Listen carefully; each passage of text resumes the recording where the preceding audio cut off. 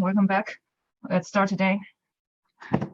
So I got feedback on your individual project. I got like about 35 of you responding to my announcements. Unfortunately, only 3 of you agreed or volunteered to present. So I'm not going to design this individual project sharing session as an individual presentation session. Instead, I'm trying to make some general comments on project, go through the sample work that I uploaded earlier, and I will assign you into breakout rooms. So I try to categorize your projects into 5 groups. Some, I guess there are some very typical Pigovian policies, such as taxation, some more comprehensive general quantity-based policies, such as ETS, emission trading scheme, and so on.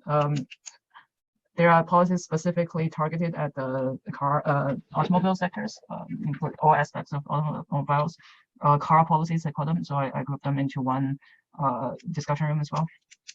And there are quite a few proposals on waste management, how to basically charge for waste management fees, how do there are all sorts of regulation on that as well.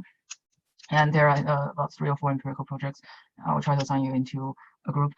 So during breakout rooms, I would hope you to, each one of you, to present your work to your group mates first. Be aware of the fact that you need to be specific about the specific policy. Don't be too broad. Don't say something like, I'm looking at pollution control policies in China. There are just so many pollution control policies in China. Pick one of them, like saying I'm looking at, either you pick one that's very local, such as all sorts of command and control policy implemented by local governments, or say I'm looking at cap and trade, emission trading scheme in China, or a specific type of Pigovian tax in China. Don't say something too broad. Like by policy, I need you to be clear that the specific policy you're mentioning, you know who are the agents, firms, individuals affected directly by the policies, how they will going to respond. If you're saying something like pollution control in China, it's too broad. It consists of too many policies, so just pick one. Share it with your group mates, and hopefully at the end of the group discussion, I will join into your group discussion to check if all of you are speaking. And by the end of the group discussion, I will try to comment on your discussion and have the volunteers who are willing to present and share their view to present, or hopefully there are more people who are willing to present at the end of the session. The class, the whole lecture, 3-hour lecture, is going to be divided into 3 parts. First, we're finishing up the monopoly session. So we talked a bit about the theoretical part of the monopoly session, and the later part of this session, I designed some discussion around the specific market structural reform in the electricity sector as a topic about what are the potential problems coming up from restructuring the electricity sector, the power sector in a lot of places. You can take this as a specific kind of policy analysis of a specific kind of policy, although it's more like a collection of a lot of policies. And then following your advice, I also prepared 2 or 3 sample questions because we don't have a lot of course materials. I think it's a nice break to have to walk you through a few questions, and then we go on forward with the policy discussion. All right, so we talked about monopoly. The problem of monopoly is that when you have monopolists operating in a specific market, they will charge a price that is higher than the marginal cost, because obviously they want to make a profit. Their objective function is to maximize their profits. In a competitive market, on the other hand, the competition makes all the market participants to price exactly at their marginal cost. So in a monopoly market compared to a competitive market, the difference is that they are charging higher price, and because of the fact that they're charging higher price, they tend to sell less than optimal. So less people in a monopoly controlled market, less consumers are going to have access to the goods. They can't afford this at a higher price. Obviously, there are a few a few public policy responses to monopoly. So one idea is just to make these industries more competitive, try to introduce more competition. This is mostly served by antitrust laws.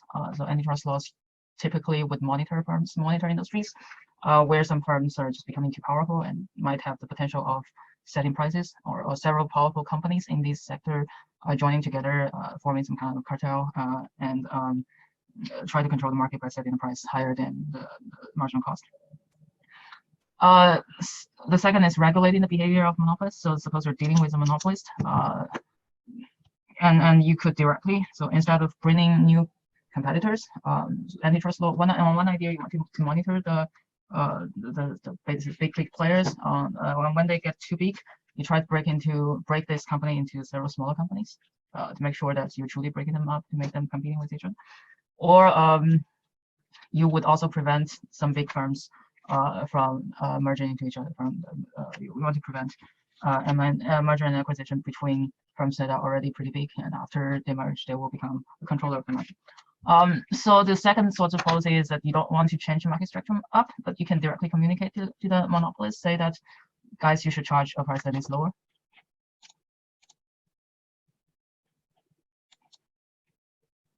Have I recorded? I think you can see my sharing screen. Okay. You just directly talk to the monopolist, saying that you charge at your marginal price. But obviously, in that way, you should be able to monitor the monopolist behavior. And the third policy kind of corresponds to that in the sense that you might just turn this private monopolist into public enterprises and basically ask them to set the price at the marginal cost. The second and third policies are sometimes the same type of policy, and the reason we're doing this is we need to turn private monopolists into public enterprises, like nationalize all this electricity sector, railway sector, communication sector. Part of the motive is that they're natural monopolists. So can you still remember the definition of natural monopolist?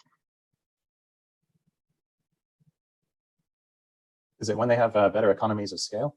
Yeah, yes, basically natural monopolists have better economies of scale. Their marginal cost is lower as they expand. So the more they produce, the lower the cost, which means that you should only, in optimality sense, you just want one company in this sector. You don't want too many companies. The poster example for natural monopoly is the one with a lot of fixed infrastructure, fixed input into before starting operation. So you don't want a lot of railway lines. You don't want duplicate railway lines. You don't want to duplicate the electricity transmission lines. And finally, doing nothing at all is actually a policy towards monopoly. The justification is that sometimes monopolists exist. We create an environment for monopolists in a way to protect the intellectual property of innovators. So we grant them some monopolist position to ensure that they will be able to earn some positive profits after they come up with a new idea or make some new breakthroughs in certain type of inventions.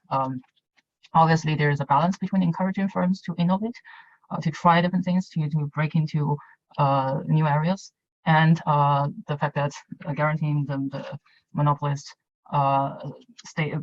power hurts the consumers in some way. So that's the debate is most heated in the pharmaceutical sector. It means that basically it's a sector where you need to do a lot of experiments to come up with a formula that works. But once you figure out what kind of formula works, the marginal cost of production is actually pretty low, and you're just copying them, turning into mass production.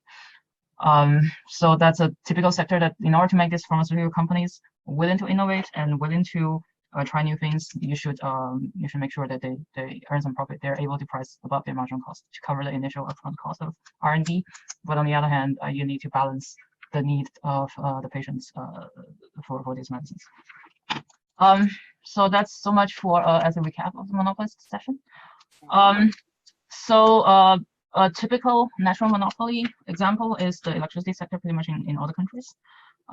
So in Hong Kong, the electricity sector looks like a duopoly layout.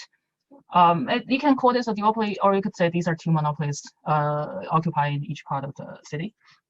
And we have Hong Kong Electric and CLP. So CLP basically covers the New Territory and Kowloon, while HEC covers the island. So both firms they were integrated controller from generation to retailing. So imagine the electricity sector started from generation production of electricity to transmission of electricity from power plant to distributors. The distribution is kind of a smaller scale transmission from or more central place to individual households.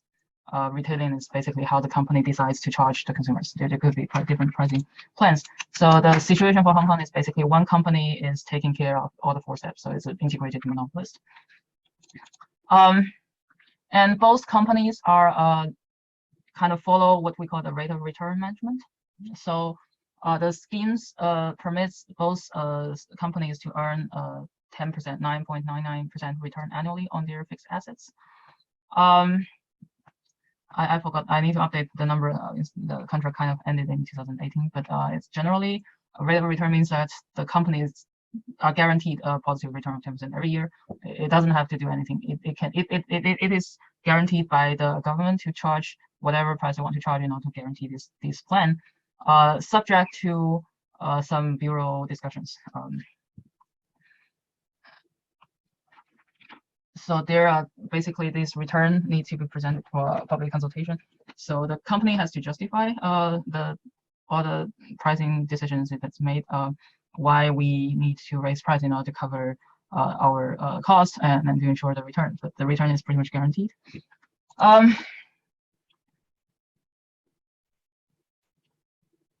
So there are new discussions about whether or not we should introduce new firms. So here basically we have 2 companies integrated duopolists. Now the question is, suppose you're a new investor, you're considering constructing new power plants, let's say a small scale gas-fired electricity generators. These are typically the type of generation units with lowest fixed cost. Imagine you are entering into this market and you're dealing with, you're facing these 2 duopolists. What would be the typical obstacles for you to enter into this market? So imagine you're a guy, you bought a gas-fired generators from some places. And you want to supply this to Hong Kong consumers. What would be a difficulty, or what would make it difficult for you to enter this market? The construction to transmit the electricity. Yes, exactly. So apart from the power plant construction, you are getting permits from the government. You need to use land or something. The major difficulty is the fact that you need to persuade CRP or HKE to allow you to use their electricity grid. Remember, they are in control of the whole system, starting from generation to retailing. So they own all transmission lines, they own all distribution lines. They are managing the transmission within their own network. The problem is that you as a newcomer, how would you persuade them to allow you to use their electricity transmission grid? And remember, the electricity transmission grid is subject to what we would call central planning. So you need to, the company is in charge of always finding places with high need with excess need for electricity, and places with excess supply of electricity, and they have to manage this minute by minute. And then the issue would be, if you're a newcomer, would you be guaranteed the same priority of accessing the electricity grid as the power generators from CLP or HKE? So imagine there is a new electricity need or new electricity access demands from somewhere of the city. The first thing is you want to match the lowest cost actually generating unit at this moment to this extra need. But imagine suppose you are the low cost guy, but CLP itself has a relatively higher cost, but also idle generating unit. Would CLP guarantee you the same access to the electricity transmission grid as its own generating unit? So it's something always under consideration when we're talking about introducing new generators into the market. So obviously there are criticisms with this rate of return regulation. A typical criticism, the public utilities lack vitality. There are no incentives for these companies to cut the cost, because obviously if I'm guaranteed the same return every year without having to do anything, I just need to justify if I raise the price, it's because my cost increases. It will go through in all those bureaus. Then there's no way I need to innovate, or there's no room for me to make improvements to my management style, to my to change a few even. So if I have a stable suppliers, there's no need for me to search for even lower cost suppliers. The public is not going to scrutinize my business plan as closely as a capital market would be, right? So there are no incentives for innovation. bad investment decisions. So there isn't some kind of feedback mechanism where once you make a bad investment, your stock price will drop. The market will respond very quickly for that. For this kind of public company with guaranteed rate of return, this feedback loop is relatively weak compared to a private market who have to manage its own business. The risk accountants. But basically, the justification for a smaller market such as Hong Kong to have a stable duopoly is that at least we are able to maintain stability for the electricity market. Of course, the trade-off is between improving efficiency, in terms of the firms are willing to cut costs, willing to try new things, or willing to adopt renewable, cheaper and potentially more efficient renewable electricity production plan. But then the danger would be if we adopt some kind of market reform, there will be uncertainty in terms of both price and electricity supply. We will be talking about the California electricity crisis, which is some people attributed to the market reform or market restructuring of the electricity sector in California. So usually this is the situation in Hong Kong, but you can imagine we're talking about a larger market. The efficiency, stability trade-off might have a different scenario, might have different consideration. For example, talking about the Chinese electricity market, it's the similar situation. You have state-owned companies in charge of everything. The question is, if we are trying to allow independent electricity producers, generators into this market, how do we ensure the same kind of access to the electricity grid? How would the system manage to match buyers with sellers?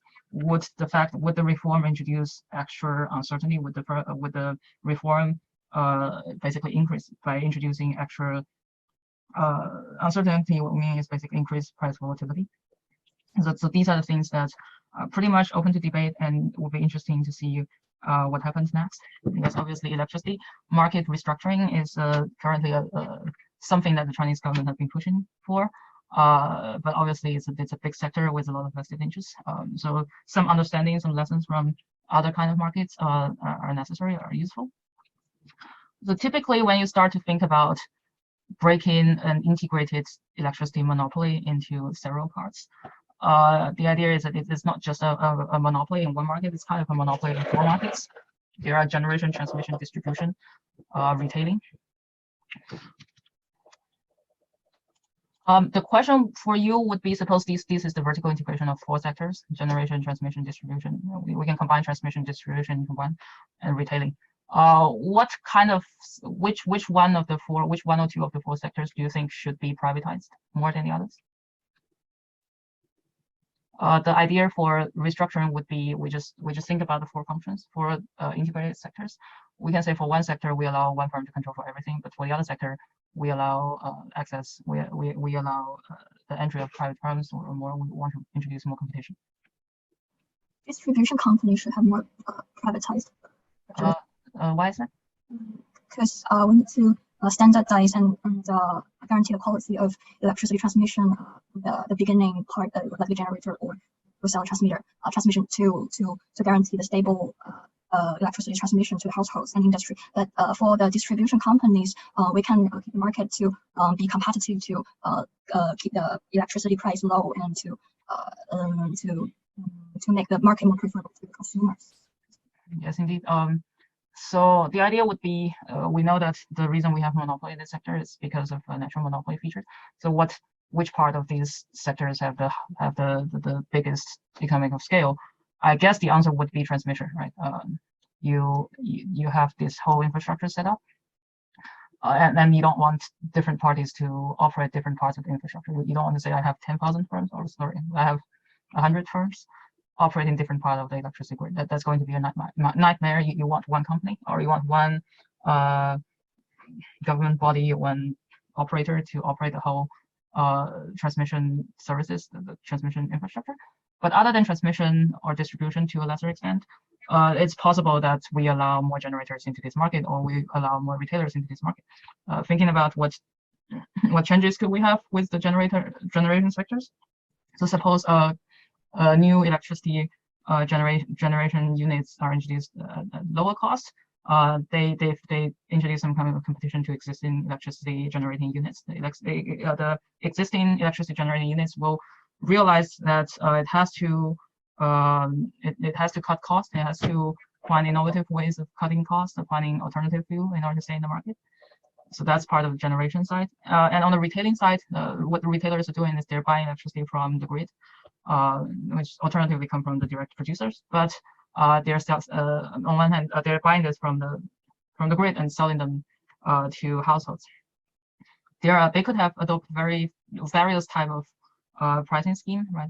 You're buying your electricity directly from CLP or HKE, but imagine in a restructured market, you could buy electricity from different companies. They will source their electricity from the same source, from the same grid, but they could offer you different pricing strategy. They could give you some companies would work out pretty detailed stepping function. Like for the first trunk, second trunk, they could be more innovative way of pricing. If the company is willing to embrace advanced technology, they could adopt all the smart metering, like making the electricity price more basically making the electricity price variable over time. Saying something like sometimes we have peak non-peak prices. They could work out an even more detailed peak non-peak scheme for you. So these are all the innovation that could happen to match your, sometimes we call this demand management, to make your consumer side more aware of the different costs of electricity, the different opportunity costs of electricity production at different hours. In some hours, the electricity is just cheaper.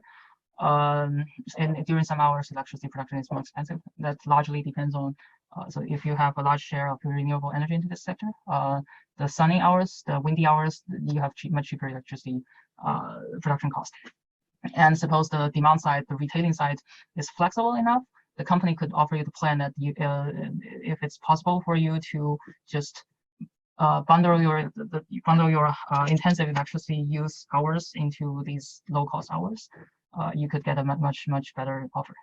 Right? Now the bills you're receiving from CLP will just charge you the same price for all electricity usages at pretty much different hours, right? Sometimes you have a peak or non-peak pricing, but in general you have the same price for your electricity usage during different hours. But a more efficient allocation plan would be when the electricity price is low, the consumer should be charged a lower price to incentivize them to shift their non-essential electricity use. A lot of time these are when you're turning your washing machines on, you can wash your clothes in different hours of the day. If you know which hour is lowest electricity price hour, you should go for that hour, right? So it applies to the consumer side. It also applies to the producer side. Like the electricity providers could work with individual industrial firms to figure out what would be the best way to match demand and supply, right? You want the demand to be highest when the supply is highest, and the electricity supply has a lot to do with availability of renewable and so on, right? So these are all the innovations or the efficiency improvement treatments at different sides of the market. This is what kind of what I described as generator competition. The different generators could operate in the same wholesaling markets to try to sell electricity to the same grid. And there could be retailer competition as well. More retailers could join into this market. Any questions for now? I was thinking about the question you asked before about which part of the market should be, make competitive in case we have to choose.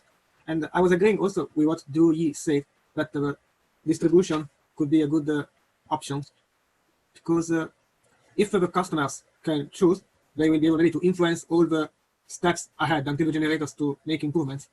If the generators are only affected, maybe the change doesn't affect customers, and so we don't get the benefit at the end of the chain.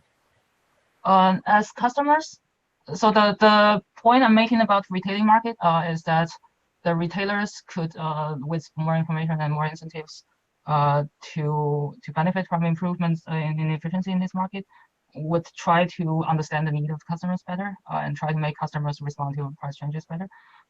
So if a seller of electricity is going to figure out which hours the consumer, the industrial user,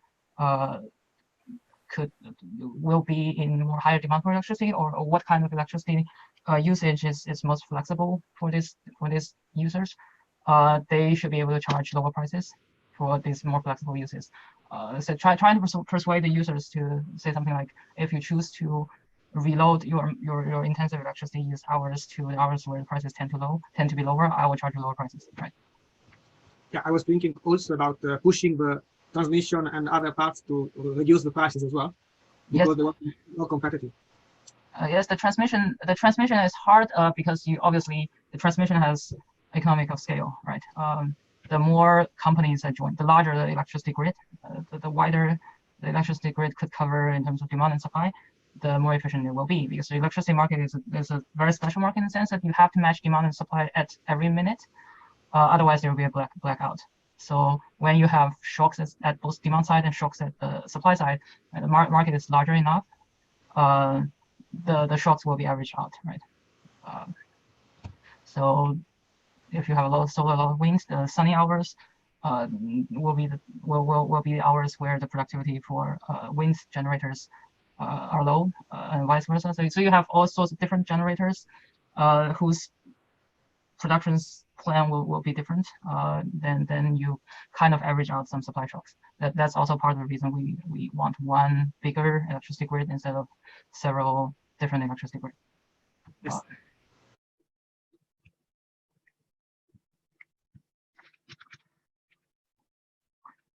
So a case study we had about electricity market regulation is the U.S. electricity market structuring.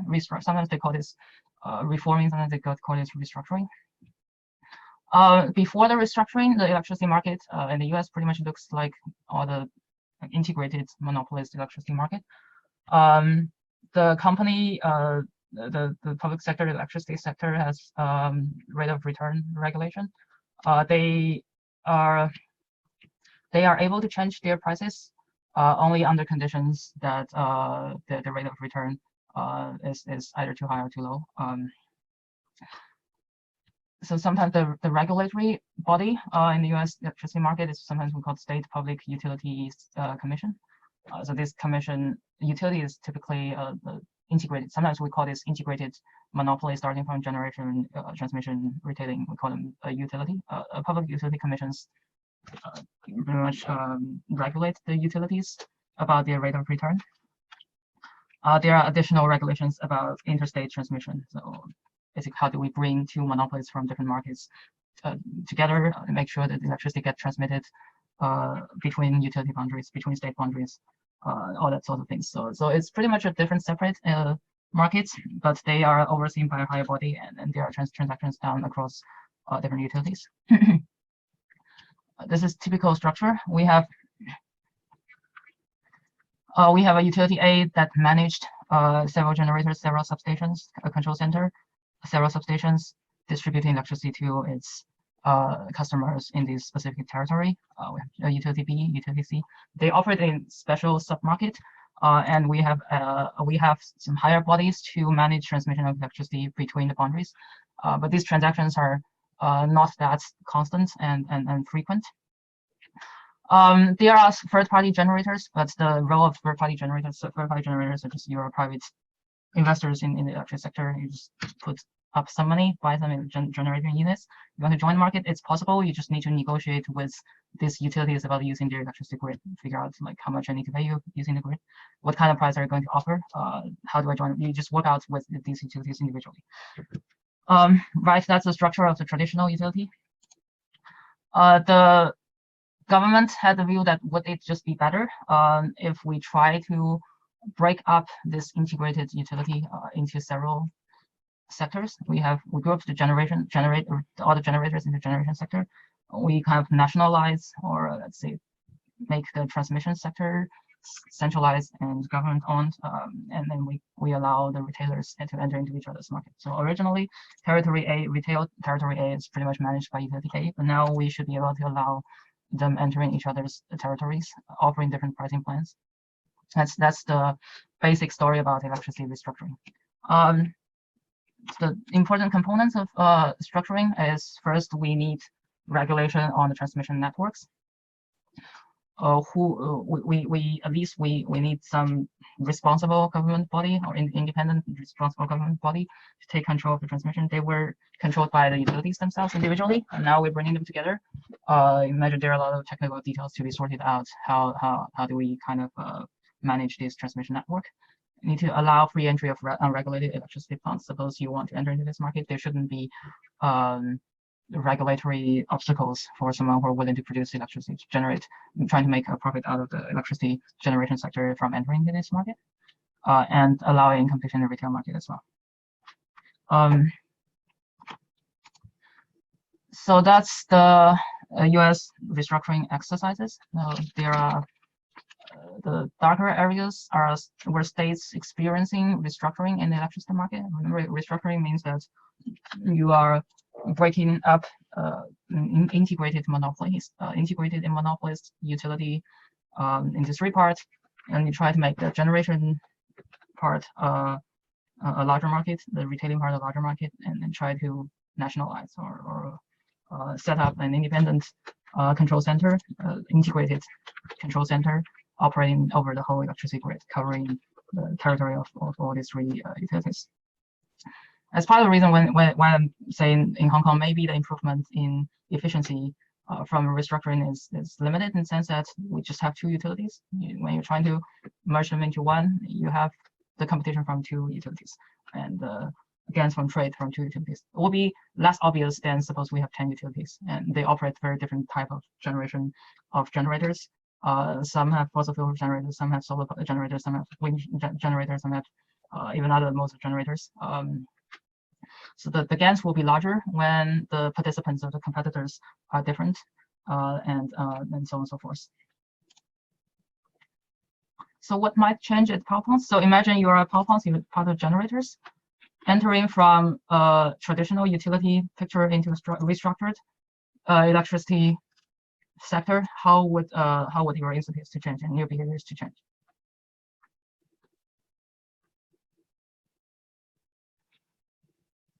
Originally, you're selling to yourself, pretty much, right? You belong to the same company. You're selling from one branch to the other branch of the same company. Now you're, as a power plant, you're competing with other power plants. So what might change on the power plant point of view? Being in competition, you will be motivated to improve the efficiency of your plant.